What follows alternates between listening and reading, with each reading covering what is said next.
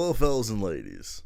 So I'm about to review Sinners, the new movie from Ryan Coogler and starring Michael B. Jordan in a dual role. The fourth one this year. It's April. We already got 4 of them for some reason. The Monkey with Theo James. Probably forgot about that one. Fair enough. It's The Monkey. Alto Nights with Robert De Niro, and then of course Mickey 17 with Robert Pattinson, and now this. So in honor of that, in this video, I will have a dual role of me popping up from time to time to commentate. Isn't that right, other me? Yeah, you're kind of ugly, by the way.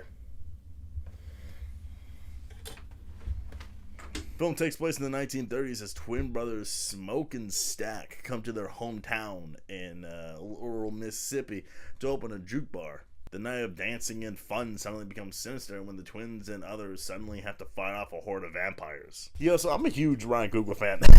I think he's just like an excellent genre filmmaker, a really great studio genre filmmaker. In my opinion, Creed is like the quintessential legacy sequel. I think that is the best example of how to do that. Top Gun Maverick and Mad Max Fury Road are also valid, but I think Creed's where it's at. On top of that, I think his Marvel movies, the Black Panther movies, are pretty fantastic. Fruitvale Station's also really good. So now he's out of the shackles of IP, what can you do without that? And the answer is fuck hard. This movie is incredible. Like, he jumps into horror with ease. The direction.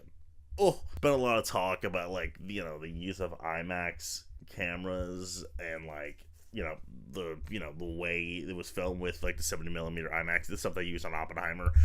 And that is valid, worth talking about. It is pretty impressive. It looks stunning.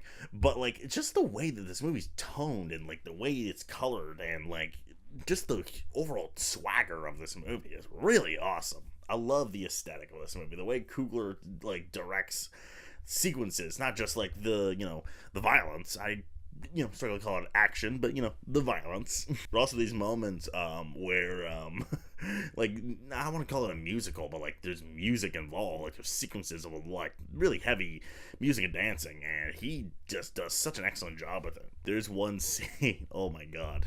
There's a scene where Miles Catton is like singing, and there's like this really impressive water. I won't give anything else away, but that moment, I was like, this dude is flexing. I mean, Coogler. That scene genuinely made me, like, do this. Amanda can attest. I was in that state of just shock and awe. I think also elevated by the performances of the entire ensemble. The movie really takes note. Like, yes, you have the shock and awe of Michael B. Jordan in this dual role, which he deservedly gets praise. I think he's very good at both of them. I like the way that Ruthie Carter, the costume designer, differentiates them with like the poppy blue and the poppy red that they wear. But yeah, they're both really, like, Michael B. Jordan uses his charm very well. Coogler clearly knows what to get out of Michael B. Jordan in this, right? They work together every movie. But he works a lot, but I think the entire ensemble is pretty fantastic. Haley Steinfeld just does something very interesting in this movie. I think she's like fully committed to this character that Coogler made for her. Jack O'Connell's a real standout. Like I said, Miles Catton, I believe, is the standout. I wish Delroy Lindo got a little more, but like he was very, very good at the beginning. But everyone's really fantastic. I can honestly, I really gotta keep going. Wunmi Mosaku, it was also fantastic. Other me, what did you think about the acting? That insecure feeling that everyone hates you, yeah, it's valid. But I was more like, yeah, I don't know about the acting, dude. The overall direction and performances add to this incredible tone of this movie. I think that that Ryan Coogler does a really good job with horror and like this crime-ish like coolness. I don't even want to call it action. It's just fucking cool. I do need to point out the use of the IMAX cameras, though. There were a few moments in this movie. I got the privilege of watching the movie on 70mm IMAX, and there was a moment in the movie when like it was in the regular format, and then it just like before shit was about to go down, just started expanding like as the fucking like scene was about to go down. I was like, yeah, oh no. It is so sick. It's so sick. The use of color in this movie is pretty, like, stunning. There's a couple shots of the sky that look beautiful. The score, dude, Ludwig Göransson is, like, easily, hands down, one of our best, like, working composers. He does some incredible stuff with the score in this movie, which is important with this movie because music plays a much bigger thing to this movie than you think. Yes, it's about vampires and spookiness, but the twang in this movie is definitely very well executed by Ludwig Göransson, and the use of, like, this, like, hyper, like, raw, like, kind of thing, and then the blues music, because blues plays a huge part in this movie. Again, music plays such a huge thing in this movie about how, because this movie is all about temptation. Look, I can talk about the flaws for like a millisecond before I get into the themes of this movie, and just say really quickly, the first 40 minutes are a little slow. I can see people being a little put off by how slow the first 40 minutes are, but I think it works because, it does a great job of setting all these multiple characters up in a way that doesn't feel expository. I think it works, but I can definitely see some people finding it slow. I can also say there was a mid-credit scene that did not need to be a mid-credit scene. It's kind of like tying the whole movie together, and yet, I don't know, it just felt like when it was happening, I was like, why is this here? But, it ended up working. It's more the placement than anything. I think the scene really tied the movie's themes together. Like, great scene, just, I remember when it happened, it was, continuing to go. I'm like, what's going on here? I thought the movie was over. What did you think about that, other me? You kind of smell like ham.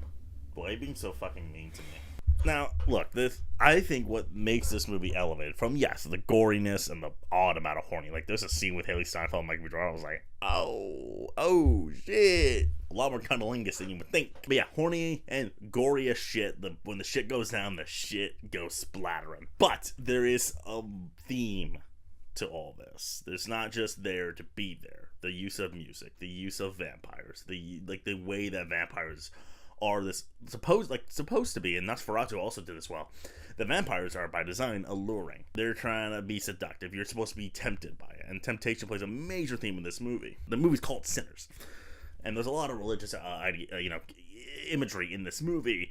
And I think the overall thing is like, what I can gather is that, because the vampires movie are having a blast. Like, they're always having fun, even with because in kind of juxtaposing the Irish folk music that the vampires are playing compared to the blues music, and how, temptation and joy are two very different things. Temptation may be fun, but it ain't joy. It ain't living, in a way. And I think the movie acknowledges that blues can, and music in general, can result in temptation, and desire. But I also think it can result in, true joy. But I also think it can say it result in true joy. And, beyond all the gore and the monsters in this movie, I was just like, is this movie, life-affirming? Because the movie makes a case to be said that, yeah, being a vampire seems fun, but living is more fun. And it's just such a, whoa. Because Coogler, it's such a weird juxtapose, because there's the scenes with when the vampire, because no vampire shit goes down for it's 40 minutes in, and once it happens, I think the movie really well, the movie's not reliant on jumping at you, because I feel like Ryan Coogler knows that what's gonna go down, and it makes it a little freakier. No jump scares, by the way. That's great. But you kind of mix with that really successful suspense with this really kind of beautiful thing. I think that's why Coogler is such a master. He's using horror not just to go, sharp teeth, but kind of use it and just showing what evil can be, because that's what horror is meant to, show you, is evil. Showing that temptation and time is naturally intertwined with hate and white supremacy. I don't think it's a coincidence that this movie takes place during the Jim Crow era. I think it's very purposeful, and then there's these moments that show time, how yes, temptation lasts through time, but no one else does. Life and love. It's such a weird thing of beyond all the gore, life is worth living. It's weird. Yours isn't. Your life sucks. You're broke. Can you fuck off? I think that this movie is truly masterful. I think I hate to be this guy, but yeah, I think if you are one of the lucky ones who get to see this movie on 70mm IMAX, you gotta do it. But if not, go to your IMAX. Find the biggest screen. This is what the theaters are for. It's for really original ideas done uniquely and done beautifully. Sinners is 2025's first masterpiece. Ryan Coogler shows he is a true masterful genre auteur, as this stunning looking and just insanely cool monster flick shows incredible crafts and use of music to give us an exciting adrenaline rush, yes, but more importantly, a strangely life-affirming work of art that chooses life over temptation. Sinners is truly incredible. Can't quite put it to 10, but 9.5 Michael B's out of 10 is more than fair. Now, let's talk about it. I think that this is firmly a strong Oscar player. Top tier. I'm thinking this can get I think every tech is on the table except for visual effects. Visual effects, like, I don't know, it's not like impossible, but like I think that would be a stretch. I think it could win score, it could win cinematography, it could win sound. I think Haley Steinfeld has a song, get costume nomination, a makeup nomination. I think is happening. A lot of gore effects that are really good. I think the only thing that really it can't get is acting. Nothing really stood out. I thought at first that Delroy Lindo could happen, but like, you know, he has like a scene towards the beginning, and then that's the last time I thought he could happen, so I'm thinking that will not happen. But, you know, you got a casting category now, so maybe.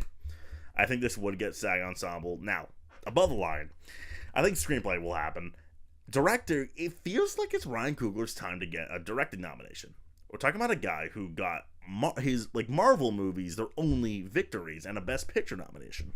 And an acting nomination. Like, this is a guy that they clearly admire to a degree. I did put him in director a few days, because I was one of the first ones to say Sinners is an Oscar thing. Look how I'm looking now.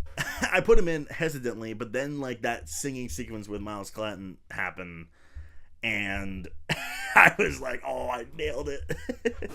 I do think this is a Best Picture like, I can't say guarantee it's April, I understand, but I think it's gonna happen. Some of you are gonna like reject this idea and throw challengers or Nope in my face, and every time I see that, I laugh. I think if you can't see the difference, I think you're just kind of willfully like blindfolded. Challengers will say like 5 nom at best movie. This is like a double-digit nom at best movie. This movie clearly is gonna capture the zeitgeist and go beyond. Like, Challengers went beyond the internet, but I think it was mostly admired online. Whereas I think Sinners, like, I ran into like some people I like know outside of the movie universe yesterday, and even they were like, "Oh, I just knew I had to see this movie." I think that this is a real thing that is gonna last all year. That's what it takes. Challengers lasted, yes, but in a different way. I think that this movie is gonna be a bigger deal. Challengers was nice and fun. This is for real. I think you gotta put this in picture. Watching the movie, that's what I wasn't expecting. I didn't expect to watch the movie and think, this is absolutely what would get in. Because I was already like I already had it in. And then I watched it, I was like, this is what would get in. So yeah, I think this is gotta happen. I don't care. Fuck you. Like, subscribe, and share, and I will see you in the next video. Hey, this review kind of sucked, by the way. Dude.